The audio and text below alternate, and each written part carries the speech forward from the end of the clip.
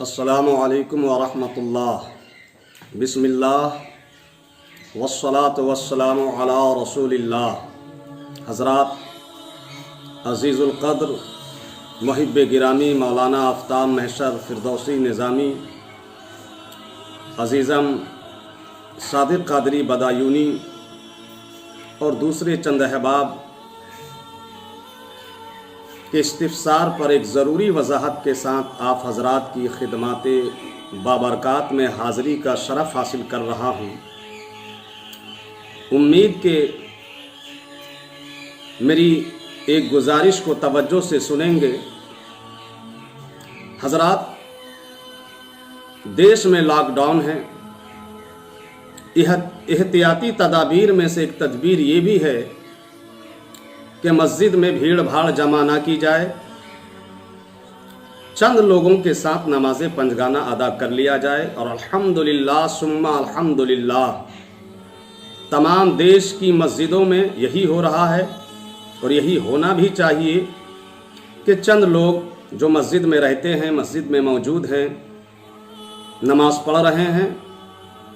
इसी तरह नमाज तरावी का भी मसला है कि नमाज तरावी भी चंद लोग ही मस्जिद में पढ़ें और बकिया तमाम लोग अपने अपने घरों में अदा करें। लेकिन कल से तरावी चालू हुई है, आज दूसरी तरावी है। एक मसला दरपेश ये आया है कि जहां मस्जिदों में हाफिज हैं या महल्ले में हाफिज हैं, गली में हाफिज हैं, मस्जिद कमेटी ने हाफिज को सुबकदोश कर दिया है और उनकी जगह में सूरह तरावी चालू कर दिया। ये बहुत अफसोस, सद अफसोस की बात है कि हाफिज के रहते हुए आप हाफिज से मस्जिद में तरावी में कुरान ना सुनकर सूरह तरावी पढ़ें। ये हमारी कम नसीबी है। हजरात, अल्लाह की नाराज़गी का एक ज़रिया है। हम कितने मफाद परस्त और मतलबी हो गए हैं कि एक ज़रा सा बहाना मिला और हम अच्छे अमाल से हाथ धो बैठते हैं। हज़रात, रमज़ानुल मुबारक में जहाँ बहुत सारी नेकियां की जाती है, बहुत सारे अमाल किए जाते हैं, खुसूसियत के साथ इस पूरे महीने में कुरान पढ़ने का, कुरान सुनने का, कुरान समझने का एक दौर रहता है और रहना चाहिए। खुद हमारे और आपके आका जनाब अहमद मुजतबा मोहम्मद मुस्तफ़ा सल्लल्लाहु ताला अलैहि वसल्लम व शर्रफा व कर्रमा व मज्जदा इस माह मुबारक में हज़रत जिब्रील अलैहिस्सलाम के साथ कुरान पाक का दौर किया करते थे। इमामुल अइम्मा सिराजुल उम्मा हज़रत नुअमान इब्न साबित इमाम आज़म रदी अल्लाह ताला अन्हु रोज़ाना दिन में एक कलाम पाक ख़त्म करते और रात में एक कलाम पाक ख़त्म करते और फिर तरावी में एक कलाम पाक ख़त्म करते। इस तरह इस माह मुबारक में हज़रत इमाम आज़म रदी अल्लाह ताला अन्हु 61 कलाम पाक ख़त्म कर लिया करते थे। और एक आप और हम हैं कि एक बहाना मिला, सीधे से हाफिज ही को हटा दिया मस्जिद से और सूरह तरावी चालू कर दिया। अजाब आने की एक वजह यह भी है, अल्लाह की नाराज़गी का एक सबब यह भी है कि हमारी मस्जिदों की जो कमेटियां होती हैं, जिम्मेदारान होते हैं, ये बहुत ज़्यादा मनमानी करते हैं।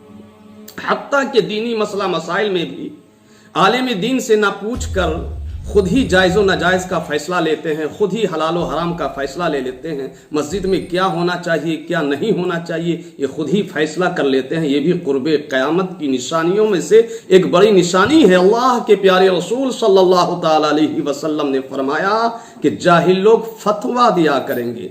मन अफ्ता बगैर इल्मिन फहुवा दाल्लुन मुदिल्लुन, बगैर इल्म के फतवा देंगे, खुद भी गुमराह होंगे और दूसरों को भी गुमराह करेंगे। तो ख़ास गुजारिश ये है कि अगर आपकी मस्जिद में, महल्ले में, घर में हाफिज कुरान है तो आज दूसरी तरावी होने वाली है। ज़रूर हाफिज कुरान के पीछे ही तरावी पढ़िए और तरावी में भी कोशिश कीजिए कम से कम एक कलाम पाक ख़त्म हो जाए।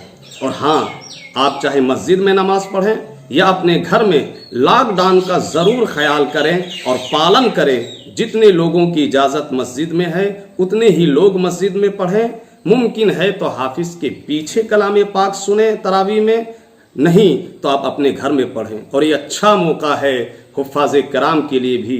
ए मेरे मुक़द्दस हुफ़ाज़ किराम, آپ حافظ قرآن ہو، سب سے عظیم کتاب آپ کے سینے میں اللہ جل مجدہ الکریم نے ڈال دی ہے، اور الحمدللہ آپ تراویح میں پورا کلام پاک سنتے ہیں۔ یہ بہت بڑی نعمت ہے، بہت بڑا اعزاز ہے۔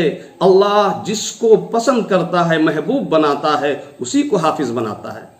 مگر آپ نے کبھی اپنے گھر میں پورا کلام پاک تراویح میں نہیں سنایا ہوگا۔